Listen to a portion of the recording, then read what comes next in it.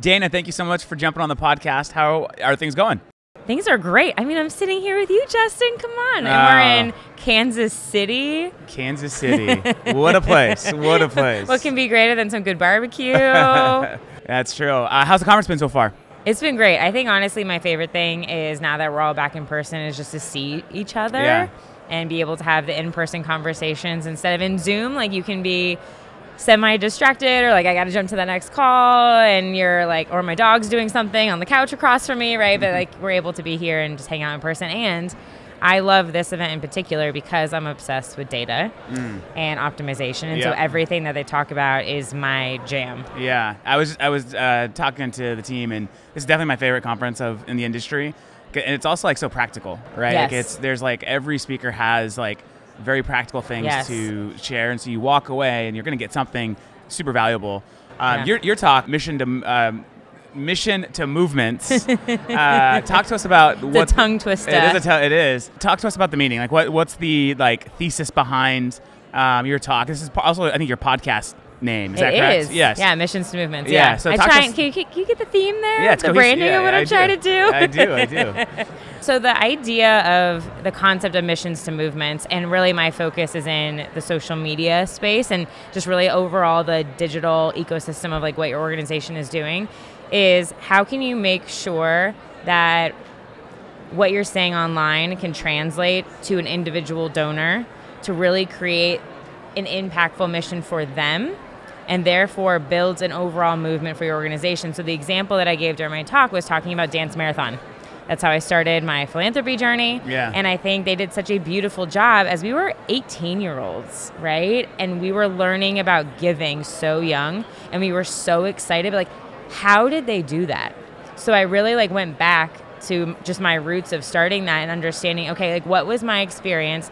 How did that happen? Because I wasn't looking to give. I wasn't looking to get involved with a charity that I knew literally nothing about. So how did they move me from this like one-time maybe donor to this obsessed college student in this program with an amazing experience to now 13, 14, 15, only how many years later to now like every time I see their organization, their cause, their logo, I'm going to continue to give. Yeah.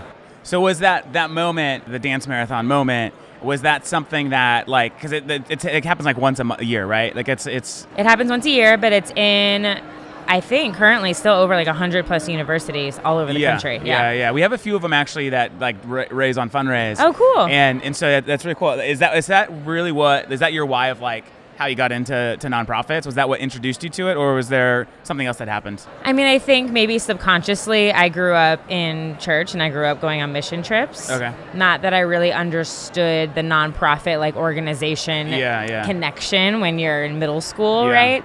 But the sense of giving, I think, was always there. But I think Dance Marathon was the first time that I truly understood, oh, there's an organization that impacts this hospital, that impacts this little girl that I love. Yeah, absolutely. And then that's kind of what made it come full circle. Was the, like, because like Dance Marathon, people are having a great time, right? Yeah. And so was it also like, oh, wow, like, charity can be cool. It could be fun. Like, yes. was that something that like also kind of like intrigued you into like the industry? Yeah, and you know what's so funny about Dance Marathon is we at the time were very small. Nighthon at University of Central Florida, go Knights, representing, which there was actually a crowd in my session that is from UCF, which is amazing, that like hollered in the back. What's fascinating is we were struggling at the time. I mean, this was back in 2008. Okay. We were struggling to get past like raising 50 grand as students. And UF was raising $1 million+. And we're like, what are they doing? Like, how are they doing this? We went to their event, and us in Orlando, I think it was different that we are a college inside of a major metropolitan town. Gainesville is not necessarily the case. Like, UF is what holds the glue, I feel like, of Gainesville together. Yeah. Their event was so simple.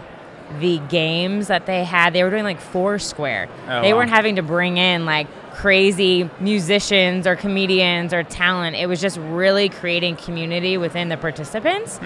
And we were like, are we overthinking this to be too complicated? Like, do we just literally go back to what makes us have fun as kids? Yeah. And now the university is raising 1.5, 2 million That's annually. amazing. And yeah, and I think what's interesting is how much we can overcomplicate things in our mind because we're so inundated in like the day-to-day minutia of what we do versus like, let's just take a step back. And I love learning by experience of what others are doing. Yeah, we had this like saying at Invisible Children when I was there that in order to get someone to donate, you had to get them to cry, or you had to get them to laugh first, then cry, then donate. Yes. And so whenever we were launching a new campaign or whatever was happening, that was like the formula we would use. Is like, I totally forgot you worked there. Jason Russell was on my podcast, and brilliant. Oh yeah, storyteller. Yeah, oh yeah, he is. It's like he's like on a totally different level of storytelling. Okay, so a lot of nonprofits that I've talked with think like, oh, like movements, like that's for like a different kind of organization, a different type of nonprofit. Like there's just like a stiffness to a lot of nonprofits. Yeah. And so do you encounter that in your consulting and in working with organizations of like, no, like movements are for you too? Yeah. I think there's a stigma around what a movement is like. It's the ALS Ice Bucket Challenge, right? And that's a movement. That's not true. Like you can have like mini movements in what you're doing to make a greater impact. So I think it's just the perception of the word can get this cause. But it's really like if you look at the definition of a movement, it's really like, are you creating an impact and a change in your specific cause area of what you're doing and what you're advocating for? It doesn't mean every single person and everybody on all the news channels need to be talking about what you're doing for it to be considered to be a movement. And I think we get caught up in like this press media notion of we're not successful if we're not breaking into CNBC and Fox and CNN, right? That we're not creating a movement, and that's not true because it could be a micro dependent upon what you're doing. Absolutely. And it's like it's a groundswell too. I mean, it takes time to build like if you get to a point where you have a big movement, like at Invisible Children, we had a huge movement. Yeah. But it was like I remember you guys on my college campus. Yeah, and it was 7 years of touring the country, right? Sending like high school students all over the country, going school to school to school to school. So you have to put in the work. But what was interesting there too with you guys is you also went for a younger generation. Yeah, our ICP, our like ideal donor, was 16 years old.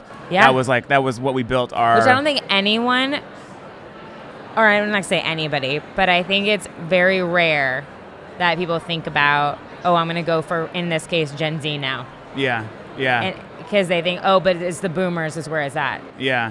And it's, the reason why we focused on such a young demographic was like twofold. One is like, we think we can make charity cool, for better or for worse. There's, lots of things that like, bad things that have come from Invisible Children. But that was like initially, we can make charity cool. Yeah. And if a 16-year-old cares, about what's happening in Uganda, their parents are going to care. Right. Because they're going to be excited that their kid is thinking about something much larger than themselves. Excited about philanthropy. And so that's into what happening was. It was like the younger generation became like our doorway into the boomers. Do you see, I know this is supposed to be you interviewing me. It's all right.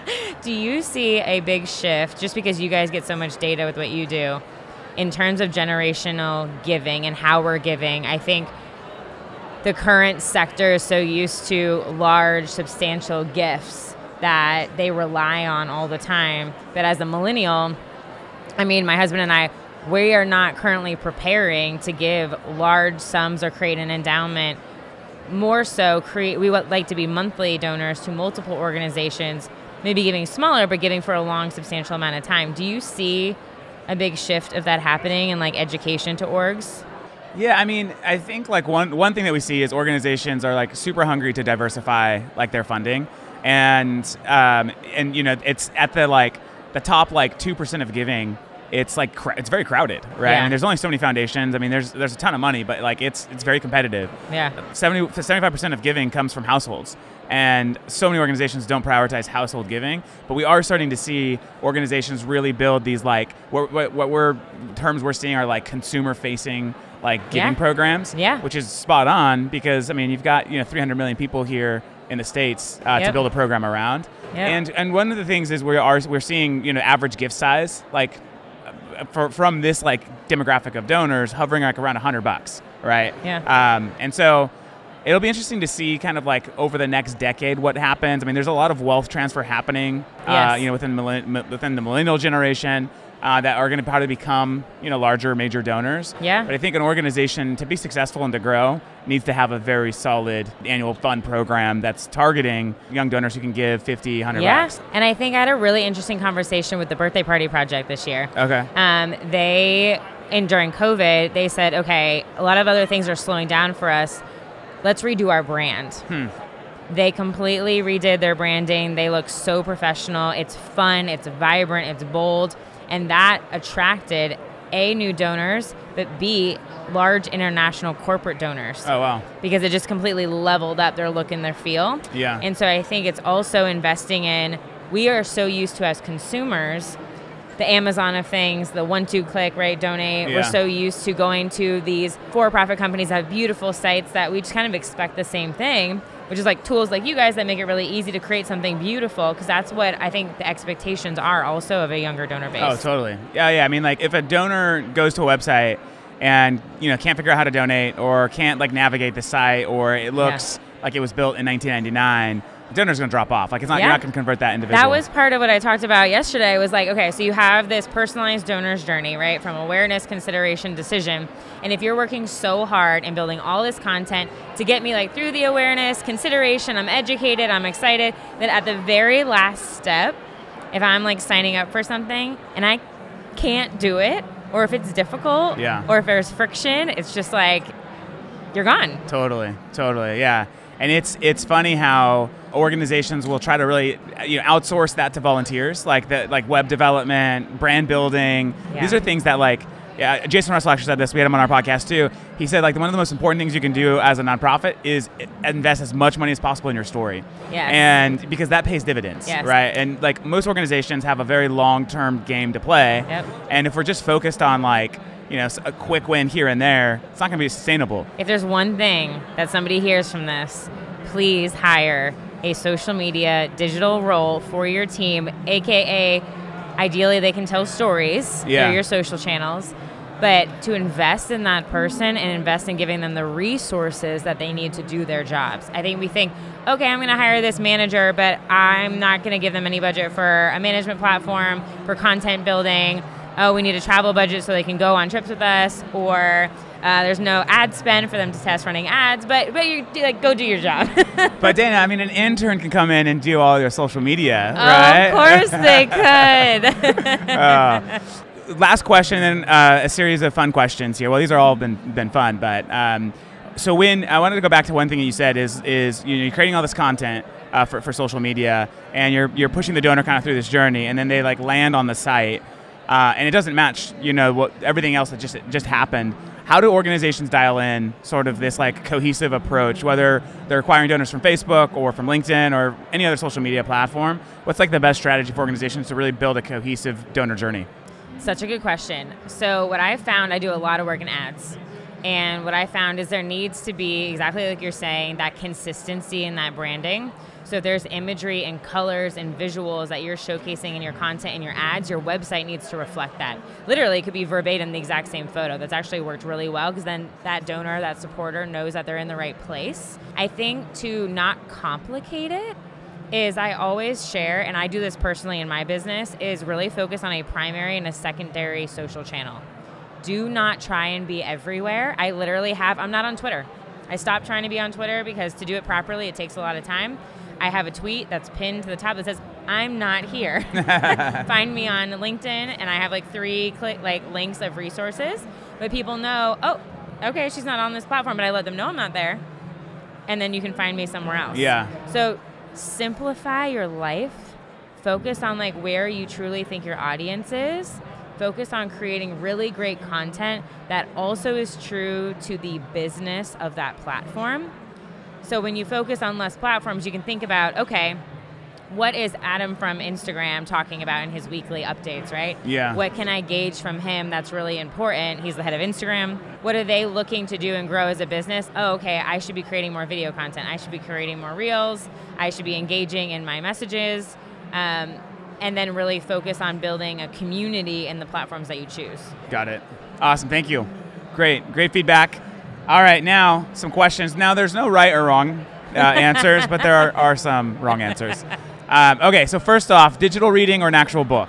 Actual book. What's your favorite, most recent book you've read? Oh my gosh. Okay, Kristen Hanna. I love all of her books. And what was the most recent one? Oh, 4 Winds. 4 Winds. So good. 4 Winds. It's historical fiction vibe. Okay, all right. Pizza or Pizza, nice. Beach or the mountains? Get to live somewhere for the rest of your life. Ooh, That's really tough. I'm a Pisces, but I'm a skier.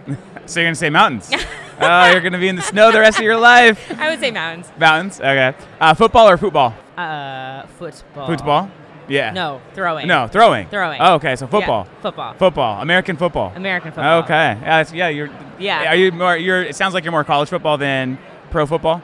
Yeah, or both? I mean, although I will say go Bucks because we have Brady for another year. Dogs or cats? Dogs. Dogs. You like cats? I used to have a cat. Definitely dogs, though. Okay. My yeah. puppy's the best. Yeah, me too. Funnel cake or cheesecake? Cheesecake. And the last one, The Goonies or The Sandlot? Oh, gosh. Sandlot. Sandlot. Awesome. Dana, thanks so much for joining. You're welcome. Thank you for having me.